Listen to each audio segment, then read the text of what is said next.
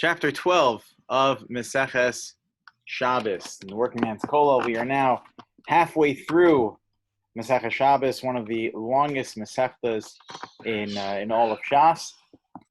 There are 24 chapters to Meseches Shabbos, and 24 chapters that Torah Yisrael says is supposed to represent the 24 tafshitim, the 24 pieces of jewelry that a Kala used to wear on her wedding. So the 24 pieces of jewelry in the wedding that takes place between us and HaKadosh Baruch Hu on Shabbos is the 24 chapters of Meseches Shabbos. So now we're halfway through, up to number 12.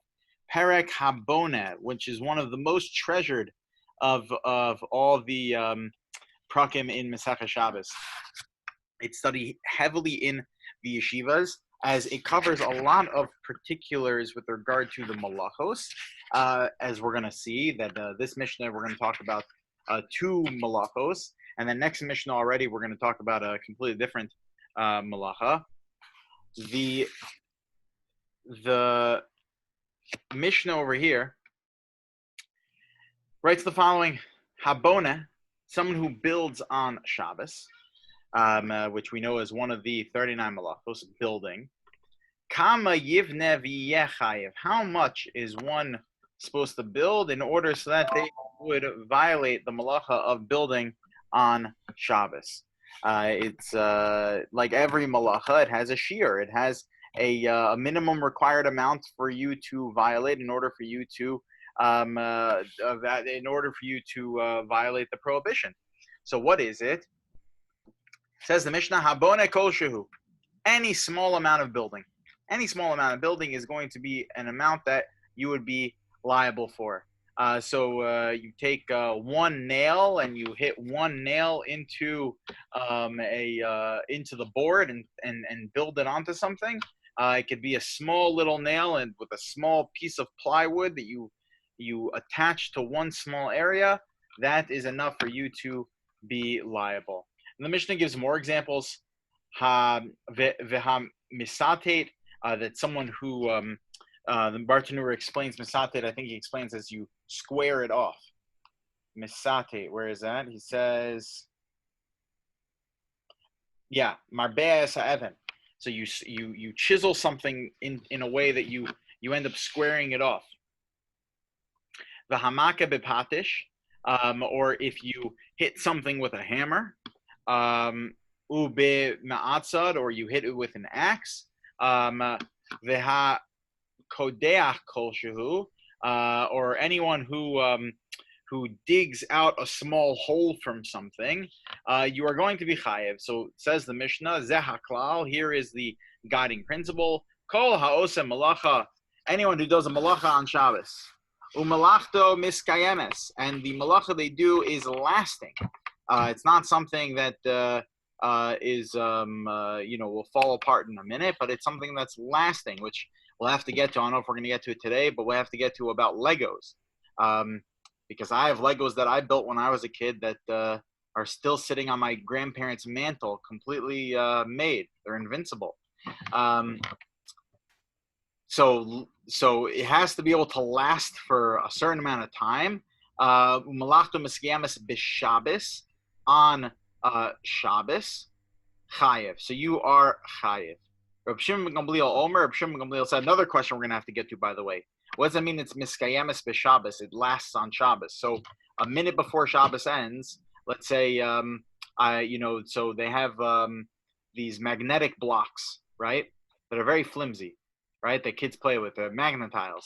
So if you take magnetiles and you attach one to another and you build a very, very, very, very, very, very, very tall tower with a very little base, it's very, very shaky.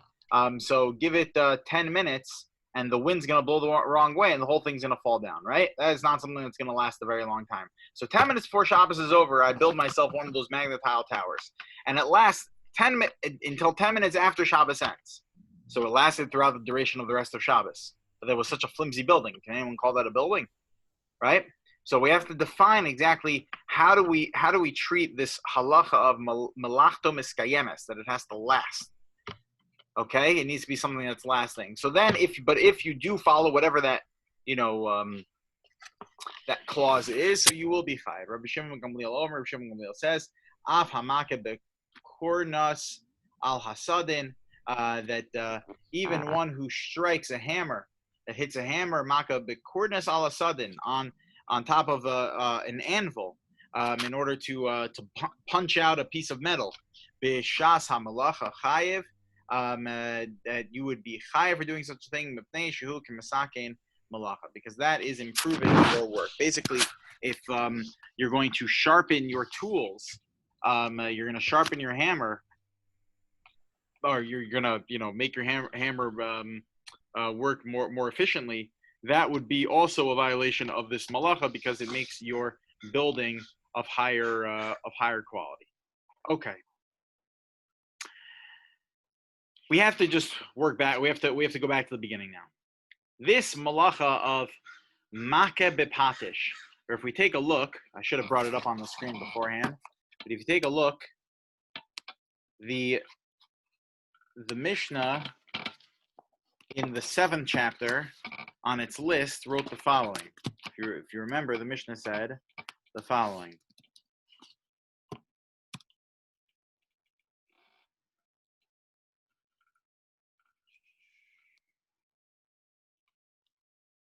The Mishnah in the 7th chapter, when it lists the 39 malachos,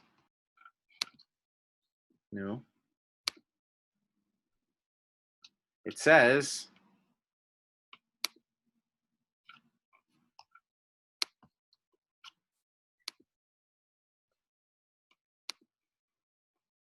here, the Mishnah says the following.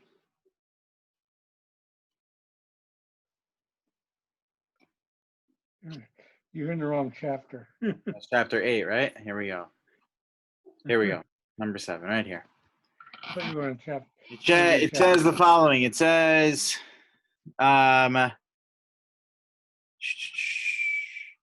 okay, okay, all these malachos having to do with baking or cooking. And then it says, okay, capturing the animal, skinning the animal, writing, habone, building, and then hamaka bepatish. Okay, so the final hammer blow and building are two different malachos. All right, this is very important to note. Habona and makeh bepatish. Okay, makeh bepatish is the 38th on the list of the 39 malachos. The 39th is carrying, which we just finished. Okay, now we're working backwards. Hamaka bepatish, number 38, and habona, number 35. Okay, so habona and makeh bepatish are listed in the Mishnah as two separate malachos. Our Mishnah seems to group them. Habona, someone who builds. Kama yivne v'yechayev. How much you have to build in order for you to be liable. So what does the Mishnah say? Kol shehu, any amount.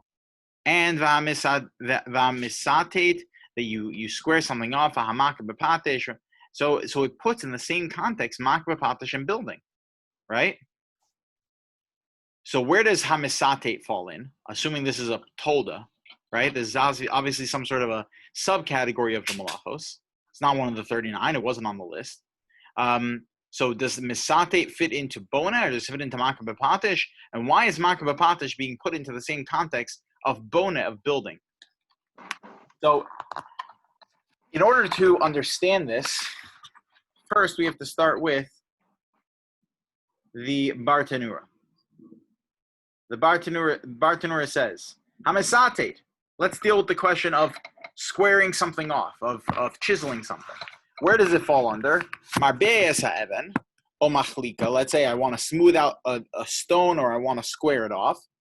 O mesakna hakol lefi minhag hamakom. It's all according to the place. Basically, there's no set way to do this malacha. There are multiple ways of doing this malacha.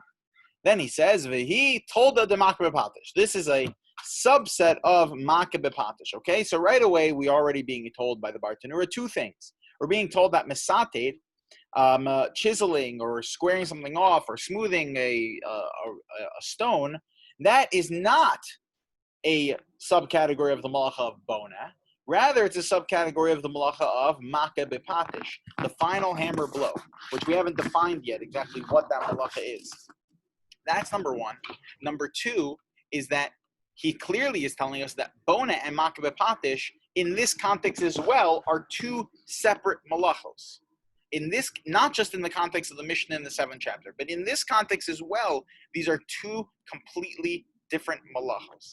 So now we have to get to why is it then that makeh b'patish is put in the same context as the malacha of bona? What's fascinating is that there are a number of opinions found in the poskim, and there's a whole discussion in the poskim regarding whether or not makeh b'patish, the final hammer blow, is a malacha that is a general principle of a malacha that it could apply to any of the other 39 malachos, or is it something that's specific to building? Okay? Because the basic definition of makeh b'patish, like we said before, is a hammer blow, but really what it means is the completion of work. Take a look at the Bar Tanura where he says, makeh b'patish, he gemar malacha. This is the final step in the malacha. Shel chotzvei even, when it comes to chiseling out a stone, right? But he makes it very clear at the end. He says, "V'chol hagomer malacha b'Shabbos." Anyone who completes the malacha on Shabbos, told the makeh b'patish. This is a subcategory of the malacha of makeh b'patish. Makeh b'patish is not exclusive necessarily to building, but it's anything where you are going to complete the malacha you're going to do. And this is exactly what the Pri Megadim says and the Levush, right? The Pri Megadim and the Levush deal with a Gemara later on Daf Kuf Mem Hey. The Gemara later deals with a case of very, very, very salty fish, like a very salty herring. Okay, that really it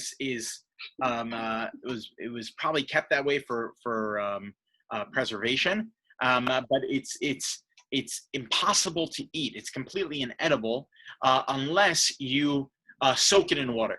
Okay, so let's say someone is kul yes ha'espanin. Someone soaks their fish, their salty herring on Shabbos. What malacha have you violated? The Gemara makes it seem like it is one violates, the malacha one violates when they soak their salty fish to make it edible, is the malacha of makeh b'patish, the final hammer blow. Because exactly what the Bar Tanura just said. The Bar Tanura just said, Kol gomer malacha b'Shabbos. Anyone who completes a malacha on Shabbos, that is a tolda of makeh b'patish. The Rashi, if you take a look at Rashi there, I'm sorry I don't have it on the screen, but Rashi over there on Daf Kuf Mem Hey Amud Beis, Rashi over there says that this is not a violation of the malacha of makeh b'patish when you soak your fish, but rather it's a violation of the malacha of bishul, of cooking. Zehu bishulo, Rashi says. This is the way that you cook the fish. The way you prepare this fish is through the means of soaking, and therefore and therefore you're going to violate the cooking on Shabbos, not any other malacha. I understand this is the end of the cooking process, and therefore it should be a violation of makeh b'patish. But it seems as though that's not the case, and it really gets the heart and soul over here. What Rashi is pointing out as to, well, really one could argue that every single malacha you should have to bring 2 karbanos for. Every time I do any malacha, that is the completion of the malacha. So if I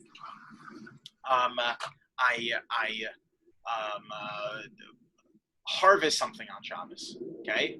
So the end of to get the food from the farm to my table, what do I have to do? I have to harvest it, right? So if I go out into I go to my tree and I pluck an orange, now the orange is ready to be eaten. So I should violate makeh b'patish, right?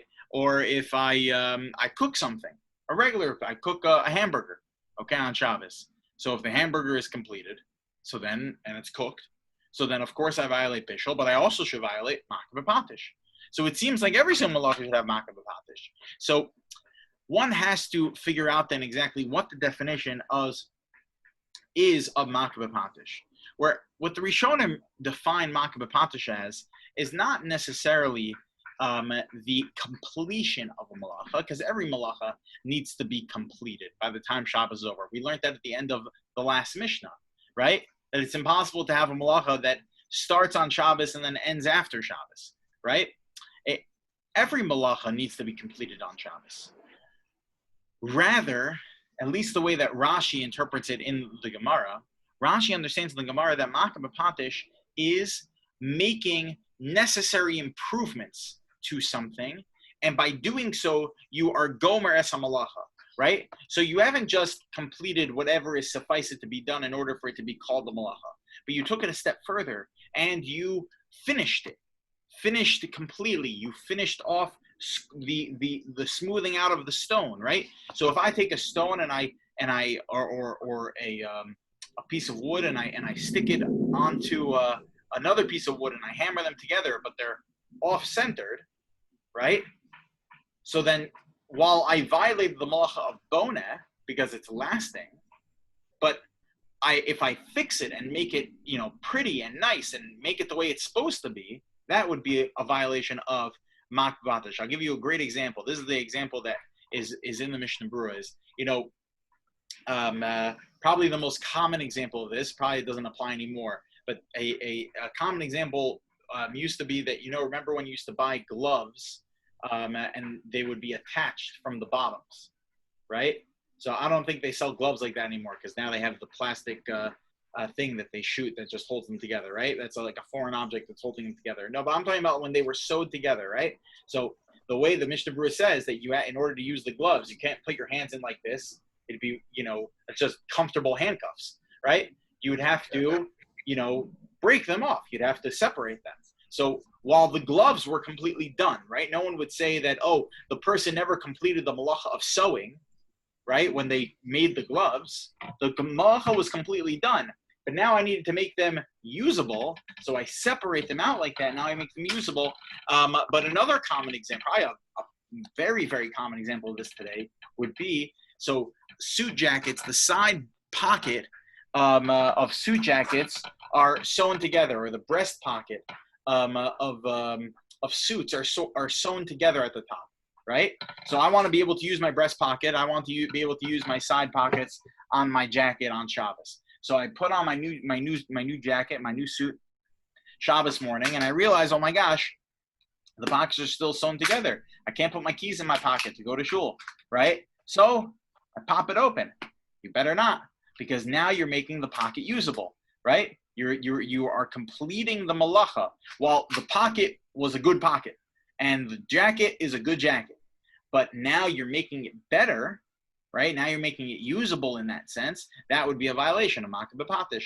This is a discussion, if you recall, we had this discussion a long time ago about making toast on Shabbos, where there were a number of different poskim, like the Ben Ish Chai, and others that felt that making toast on Shabbos would also be a violation of Makah B'Patish, because you're improving it. You're now turning it from just plain old challah into toast, right? And you're improving it in that way. Most poskim thought that was not correct, but regardless, it's the improvement process that defines Makah B'Patish, and we see from the poskim that it's not exclusive to boneh. It could be that the av only had to do with building, which is why the Mishnah groups them together, but the tolda for sure, the tolda of being that you're just improving something, and that's the definition of malacha, that applies across the board. By the way, Rashi himself tells us this, that we find Rashi on Daf Kuf Zayin. Rashi talks about popping a pimple, okay, on Shabbos. Where popping a pimple on Shabbos could be a violation of Makah B'Patish, because you fix the person. By fixing the person, you can violate Makah B'Patish. Interesting Rashi. But you see that Makah B'Patish applies across the board. It's not exclusive to building, but it's put in that context because the av is in the context of building. That's the way it applied in the Mishnah. Okay, I want to get to now the next part of the Mishnah, where the Mishnah said Zeh Klal. Here is the principle. Kol ha'osa malacha u'malachta miskayemes b'Shabbos. That anyone who does their malacha on and the malacha is lasting on Shabbos, then you're going to be chayev. So Rashi and many other Rishonim understand over here that what we're talking about, as we just saw from the Bartanura also, is that you did a malacha on Shabbos and it lasted the duration of Shabbos. That's the definition of a malaches miskayemes, of the malacha lasting, which, by the way, goes back to malaches machshavas. Remember, all of the halachos we're going to be learning now, and we have learned in the past, all go back to the basic principle, the overarching principle with regard to the isra of lo sa'aseh bo malacha. You're not allowed to do any malacha on Shabbos. It has to be a malaches machasheves. It needs to be an artisan type of work. And part of the definition of being an artisan work is that it's something that's lasting. It's not something that is going to wither away. The Gemara gives a number of different examples for this. Like, let's say someone writes a note on the example the Gemara uses is a peel of an onion, okay, where the peel of an onion is going to wither away. It's not going to last, and therefore your writing's not going to last either. Or you give another example brought down in the poskim would be, let's say, very, very, very dirty cars, right? So you people write on them, "Wash me," right? So you write with your finger on the car, "Wash me," right? Is it going to last a very long time? Certainly not. But that would be a violation of Shabbos. Or you're in New York, in the winter, your windows could be all fogged up, right? So during a good snow. So you write on the window on Shabbos, "I love Shabbos." What you really should write is, "I love Chilul Shabbos," because that would be a violation of Shabbos. But, however, our Mishnah says that violation of Shabbos would only be on a rabbinic level, because on a level d'oraisa, it needs to be meleches miskayemes. It needs to last, because it's all goes back to meleches machasheves. It needs to be an artisan's work. Rav Elyashiv Zatzal has a question. Rav Elyashiv, Rav Yosef Shalom Elyashiv, was the posek ador until he passed away in 2012. Actually, yesterday was his yurtzeit. And Rav Elyashiv used to give a daily shir in his base medrash in Mea Sha'arim. It's called Tiferes Bachrim, and it wasn't the greatest Talmidei Chachamim in the world. There were a number of great Talmidei Chachamim that attended this year, but it wasn't. It was for an average person who went to work and then would come home at night, have a chavrusa, prepare for shir, and then they would go to Rav Elyashiv shir together. And he went through a number of different mesechtas in Shas, probably about 3/4 of the mesechtas in Shas, just by going through shir like this. I heard from his closest student, Rav Ben Sion Kook Shlita. He said that Rav Elyashiv learned through Kol Torah Kula only by preparing for the shir. The 18 hours a day that Rav Elyashiv used to learn were spent preparing for the shir they used to give to this group of 30 professionals in Mea Sha'arim. It's unbelievable. So Rav Elyashiv has a question over here. Why is it that the Mishnah needs to tell us that it's miskayemes b'Shabbos, that it lasts on Shabbos? What other day is it going to last, right? We're talking about doing malacha on Shabbos, correct? We're talking about the last Mishnah told us there's no such thing as starting a malacha on Shabbos and it finishing on another day of the week. There's only one option here. There's one option, and that option is Shabbos. So it's not going to last on Shabbos, so then it's not going to be a violation of malacha. If it is going to last on Shabbos, it is going to be a violation of malacha. But you don't need to tell me that we're talking about Shabbos. What other day would we be talking about? What the Mishnah said, Kol ha'osa malacha u'malachto miskayemes b'Shabbos, on Shabbos. Obviously, on what other day? It's not on Pesach, right? Like, what other day are we talking about? It's Masechah Shabbos. I mean, this is exactly what we're talking about. So this is asked by Rav Elyashiv. Rav Elyashiv points to the Gra and the Pri Chadash. The Pri Chadash was a Sephardic early Achron, lived in the late 17th century, and he was extremely sharp. Rav Lichtenstein Zatzal used to say about the Pri Chadash used to say that everything the Pri Chadash said was galat kosher. It was smooth. Like you couldn't ask anything on a pre-Chodesh because it was just smooth. It was glatt. So they explain that in reality, what we're talking about is the malacha. The act you did is lasting on Shabbos, meaning it might not really be usable yet. You didn't finish it necessarily, but you made it usable. Okay, so what we're talking when the Mishnah over here says kol ha'osa malacha u'malachto miskayemes, that the thing you did is miskayemes. The word miskayemes is not referencing Shabbos. Rather, obviously, it's Shabbos. Miskayemes is coming to qualify the malacha, that the malacha needs to be something that's lasting, even if it's not completed yet. So one could argue and say, let's say, you start putting together a bike, right? A bike comes with 5 or 6 pieces, and you need to stick all the pieces together and tighten them all up. So what if you only did the front wheel and the chain, you didn't get to the back wheel yet, right? So is the bike usable? Certainly it's not usable. But everything you did on Shabbos is lasting. Therefore, that would be a violation of Shabbos. So the word miskayemis is really coming to qualify the word malacha in this context. That the work you did is something that is a kivia v'kaima. It's something that is that's lasting. However, if it's not something that's lasting, but once the work is done, it will be able to be used. So then, even though you may have started on Shabbos, that would not be an iser d'oraisa. You would not be chayav in such a scenario on a level d'oraisa.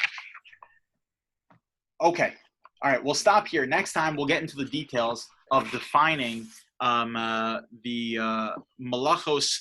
The malacha of Makkah b'Patish, and really defining better the idea of miskayemes, that it needs to last in order for you to be liable, and nafkaminas that can come from that, practical applications like Legos and other practical shilas, folding tables, folding chairs, things of that nature. How do we define miskayemes? Because putting together a folding table sounds like that's a malacha of bona. Right, I just built a table essentially, right? So this is we'll have to get to all of these things and more next time. But for now, we will stop here. I have a question. Of course, Jack. Yeah. Yeah. When you take Tylenol to improve your